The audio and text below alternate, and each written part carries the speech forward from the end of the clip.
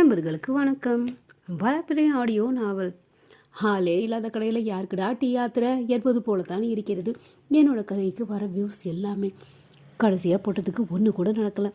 இருந்தாலும் முயற்சியை கைவிடாமல் போட்டுக்கிட்டு இருக்கேன். மன்னிப்பாயா என் நேசமே பகுதி 7. வழக்கம் போல் அலுவலகம் இயங்கிக் கொண்டு இருந்தது. வம்சி மனதில் புது அமைதி பிறந்தது போல் இருந்தது. நேற்று தந்தை சொன்னதை மீண்டும் ஒரு முறை நினைவில் கொண்டு வந்தான். நான் தான் பெரிய தீரன் வீரன் என்றெல்லாம் இதுவரை இவன் நினைத்திருக்க, அவரின் நிதான பேச்சு தன்னையே மேல்முறையீடு செய்வது போல் இருந்தது. என் நிலையில் சமன் தவறாதவன் தான் முழு புத்திசாலியாக இருக்க முடியும் என்ற நிலைக்கு வந்திருந்தான். நண்பரின் முகத்தில் இருந்த அமைதியை தூரத்திலிருந்து பார்த்த வருண் கூட அமைதியாகவே அவன் அருகில் வந்தான். எனமச்சி, நேற்று அந்த குதிச்சுட்டு இருந்த, இன்னைக்கு முகத்தில் சாந்தம் குடிக்கொண்டு இருக்கேடா. புதுசாக யோகா கிளாஸ் எதுவும் ஜாயின் பண்ணியிருக்கேன் மச்சி. உதடுகளை பிதுக்கியவன், அதான் சொல்லுவாங்கடா, சிங்கம் படுத்து இருந்தா சுண்டலி ஏறி விளையாடுமா, வாயை பொத்திட்டு போடா என் வென்று என்று பல்லை கடித்து அவன் கூற, உடனே அங்கிருந்து எழுந்தவன், உன்கிட்ட எல்லாம் குடும்பம் நடத்த முடியுமாடா ராட்சசா என்று புலம்பியபடியே அங்கிருந்து வெளியேறினான். குடும்பம் பற்றி பேசவும் இவன் கண்கள் தேடியது பிரியாவைத்தான். அவன் அவளை பார்த்த நேரம் அவளும் தயாரான ஃபைல் ஒன்றை எடுத்துக்கொண்டு இவன் அறை நோக்கி வருவது தெரிந்தது. மனம் குதூகலித்தது. அவனும் அவளுக்காக காத்திருந்தான். கதவை லேசாக தட்டிவிட்டு அவனிடம் அனுமதி பெற்றுவிட்டு உள்ளே நுழைந்திருந்தாள். எல்லாமே சரியா செய்திட்டேன் சார் என்று கூறியபடியே அவள் ஃபைலை நீட்டியிருக்க, அதை நான் சொல்லணும் என்று அவன் கூறியபடி வாங்கி கொள்ள உதடுகளை சுழித்தாள். அவன் ஃபைல் கவனித்தபடி இருக்க அவனையே கவனித்தபடி அவள் நின்று கொண்டு இருந்தாள். இறுதியாக அவள் முன் ஃபைலை போட்டவன், எந்த இடத்துல ஃபுல் ஸ்டாப் வைக்கணுமோ அந்த இடத்துல கரெக்டாக வைக்கணும். அதை விட்டுட்டு நீ பாட்டில் ஓய்ஸது எழுதிட்டே போயிட்டுருக்க. கவனம் இல்லை, பொறுப்பில்லை. எப்போ தான் இதெல்லாம் சரி பண்ண போறியோ, இல்லை கடைசி வரி இப்படியே தான் இருக்க போறியா என்று கூறிவிட்டு அவளை அனுப்பி வைத்தான். வெளியேறியவளோ, ஒரு புள்ளிக்கு இவ்வளோ பச்சா, நச்சுன்னு இவரே வச்சிட வேண்டியதானே என்று புலம்பியபடி அவள் செல்ல, இவன் இதழ்களில் அடக்கப்பட்ட புன்னகையோடு புலம்பியபடி செல்பவளை பார்த்தபடி சில நாட்காலியில் சுற்றி வந்திருந்தான். எங்கே எது வந்தடி குட்டி பிசாசு, இதுவரையும் எங்கேயும் சாயாத என்னையே உன் பக்கம் சாச்சிட்டியே. என்னோட ஒய்ஃபாக ஆகணும்னா இந்த விளையாட்டுத்தனம் சரி வராதுமா. Be calm and be strong. உன்னை எனக்கு ஏற்ற மாதிரி மாற்றிட்டு அப்புறமா உன்கிட்ட என்னோட லவ்வை சொல்வேன். இப்போதைக்கு 25% ஓகே தான், மீதம் இருக்கே, சீக்கிரம் முன்னேறிடா, காத்துட்டு இருக்க முடியல. பின் நெற்றியில் கை வைத்தவன், ஐயோ புலம்ப வச்சிட்டாடா என்று தலையை உலுக்கியபடி தன் வேலைகளை தொடங்கினான். மாலை வேலைகளை முடித்துவிட்டு வீட்டிற்கு வந்தவனை விஸ்வநாதன், ஃப்ரெஷ்ஷாகிட்டு வா வம்சி, உன்கிட்ட கொஞ்சம் பேசணும் என்று அழைக்க, அன்னையும் தந்தையும் ஒன்றாக அமர்ந்திருப்பதை ஒரு மார்பக்கமாக பார்த்தவனும் தலையை ஆட்டிவிட்டு சென்றான். முகம் கழுவிவிட்டு உடை மாற்றிவிட்டு பெற்றோர்கள் முன் வந்து அமர்ந்தவனோ, என்ன என்கிட்ட பேசணுமோ அதை நேரடியாக பேசுங்க, சுட்டிலாம் வளைக்க வேணாம். பெற்றோர்கள் இருவரும் ஒருவரை ஒருவர் பார்த்து சிரித்து கொண்டனர். என்ன என்பது போல் பார்வை மட்டுமே அவர்களுப்புறம் இவன் வைக்க, வம்சி, ஹோ கூட வாழ்க்கை நடத்துறது பெரிய போர்க்களம் தாண்டா வர்ற பொண்ணுக்கு என்று தந்தை கூற, அவன் நினைவுகளில் மின்னல் போல் வந்துவிட்டு சென்றாள் பிரியா. அமைதியான மென்னகை அவன் இதழ்களில், அதைவிட மென்மையை அவன் முகத்தில் கண்டவர்கள், பாத்தியா பையன் முகத்தில் கல்யாண கலை வந்த மாதிரி தெரியல. ஆமா என்று அன்னையும் வழிமொழிய, டேட் என்றான் மேலும் வீழ்ந்த புன்னகையோடு. கன்ஃபார்ம் ஆயிட்டு. சரி சொல்லு, பொண்ணு பார்க்க ஆரம்பிச்சிடவா. யோசனையுடன் பெற்றோரை பார்த்தவனும், 1 இயர் டைம் கொடுங்க சொல்கிறேன், அப்போ பொண்ணு பார்க்க ஆரம்பிச்சிடவா. மறுப்பாக தலையேட்டினான். நோ என்றான். புன்னகை முகமாக கூறிவிட்டு எழுந்தவன் தன் அறை நோக்கி நகர, ஏமா உன் புள்ள முகத்தை பார்த்தா பொண்ணை ஏற்கனவே பார்த்துட்டானோ? எனக்கும் அதே சந்தேகமாக தாங்க இருக்கு. சரி விடுங்க, நமக்கு வேலை மிச்சம் என்று அவர் கூற, நல்ல அம்மாமா நீ என்று சலித்து கொண்டார். தன் அறைக்குள் வந்தவன் எண்ணம் முழுவதும் அவளே நிறைந்து இருந்தாள். கம்ப்யூட்டர் திரையை தட்டினான். அவள் வந்து நின்றாள்.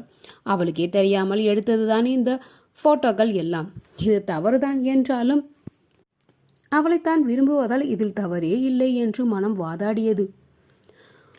முதல் நாள் கண்களை விரித்து படபடவென பொரிந்து அவள் கண்களில் பளபளப்பு. இவனுடன் அவள் லிப்டில் பேசியது வந்து நின்றது. கருப்பு கண்ணாடியால் மறைக்கப்பட்டு இருந்த இவன் கண்களில் உள்ள ஒளியை அவள் காண மறுத்திருந்தாள். அவள் கண்களும் சேர்ந்து அவனுக்கு செய்தி சொன்னது. அவள் இதழ்கள் வார்த்தைகள் உதிர்க்கும் முன் அவள் கண்கள் பேசிவிடுகின்றன. அவளை மீண்டும் பார்க்க மனம் தூண்ட அவள் கூட கடவுளை வேண்டினாலோ என்னவோ இவன் விண்ணப்பம் போட்டுவிட்டான் கடவுளிடம், அவளை நிச்சயமாக வேலைக்கு தேர்ந்தெடுக்க வேண்டும் என்று. வருண் தேர்வானவர்களை இவனிடம் வந்து கொடுக்க ஃபைல் முதல் 2லும் அவள் இல்லாதது மனதை வெறுமையாக்கியது. அடுத்ததில் அவள் இருக்கவும் மனம் துள்ளியது இவனுக்கு. பிரியா, அவளுடைய பெயரை பார்க்கவுமே ஹோ பிரியா பிரியா என் பிரியா பிரியா என்று மனம் பாடத் துவங்கி இருந்தது.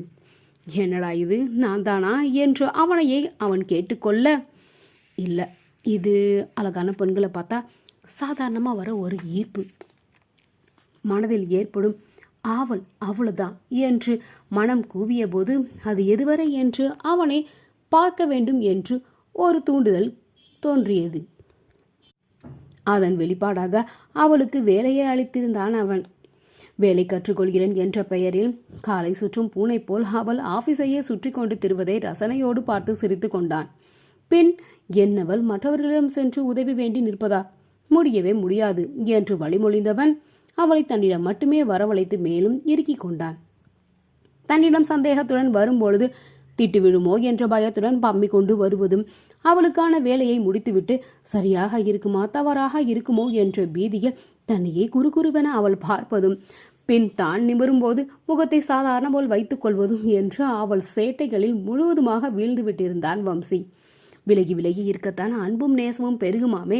இவளை அருகிலேயே வைத்து இருந்தாலும் தனக்கு எந்த உரிமைகளும் இல்லாத போக தவிப்போடு ரசிக்கும் மனதும் மேலும் மேலும் ஒவ்வொரு நாளும் அவளது செயல்களை மனதில் நிரப்பிக்கொண்டு காதல் ததும்ப அவன் உள்ளம் நிறைந்து இருந்தது.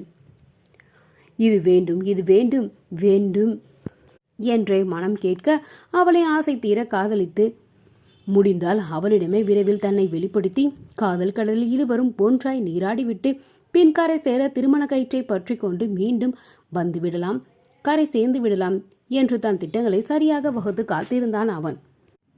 வாழ்க்கையோ வேலையோ வம்சி ஒவ்வொன்றையும் திட்டம் போடு செயலாக்கி கொண்டு இருந்தான். அதில் தான் என்றும் தோற்க மாட்டேன் என்று உறுதியும் எடுத்துக்கொண்டான்.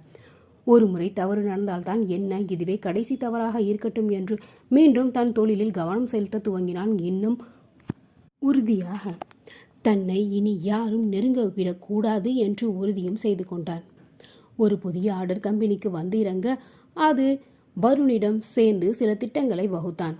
இதை தன் வசப்படுத்த வழக்கமான ப்ராஜெக்ட் வேலைகள் அலுவலகத்தில் நடைபெற முதலில் ஒரு ஆர்டர் தங்கள் கைவிட்டு சென்றால் அதில் எந்த தவறும் நடக்கக்கூடாது என்று அனைவரும் கவனத்துடன் செயல்பட துவங்கி இருந்தனர்.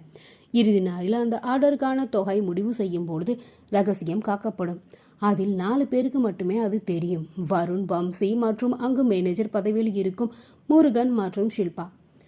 அனைவரும் உறுதி செய்த இறுதி முடிவை தங்கள் அறிக்கையின் மேல் இணைத்து அனுப்பியிருந்தனர். சென்ற முறை தோல்வி என்பதால் இம்முறை அது நடந்துவிடக்கூடாது என்ற எதிர்பார்ப்புடன் தங்களுக்கு ஆர்டர் கிடைத்துவிட வேண்டும் என்ற எதிர்பார்ப்புடனும் அனைவரும் இருக்க 4 நாட்கள் கழித்து வந்த செய்தி அனைவரையும் மகிழ்விப்பதாய் இருந்தது. இவர்களுக்கே ஆர்டர் கிடைக்க அனைவரும் மகிழ்ந்தனர். வம்சி முகத்தில் அழுத்தமும் ஆளுமையும் நிறைந்து இருந்தது. ஏன் கிட்ட விளையாட நினைக்கிறியா சிவா? ஆட்டத்தில் இல்லாமல் போயிடாதடா, கேர்ஃபுல் என்று கூறியவன் வேலை முடிந்து அனைவரும் சென்ற பிறகு அழைத்திருந்தான் மேனேஜரையும் ஷில்பாவையும். இருவரும் என்னவாக இருக்கும் என்று சிந்தனையோடு வந்து அமர எதிர்ப்புறம் தான் சுழற்நாற்காலியை லேசாக சுழன்று விட்டு கொண்டு அங்கே அமர்ந்திருந்தான் வம்சி. அருகே வருண அங்கு இருந்த டீபாய் மேஜை மேல் சாய்ந்தபடி நின்று இருந்தான். இருவரும் பார்வையும் ஏதோ வில்லங்கம் என்று சொல்லாமல் சொல்ல அமர்ந்து இருக்கும் பஞ்சு இருக்கை கூட நெஞ்சை அடைப்பது போல் இருந்தது. இருவரும் பீதியில் இருந்தனர். சரி சொல்லுங்க, நம்ம டீடைலர் சிவாக்கு தெரியப்படுத்தினது உங்கள் 2 பேரில் யாரு என்று அழுங்காமல் குலுங்காமல் வம்சி இருவர் தலையிலும் இடியை இறக்கி இருந்தான். இந்த கதை உங்களுக்கு பிடிச்சிருந்தா தொடர்ந்து கேட்டுட்டே இருங்க.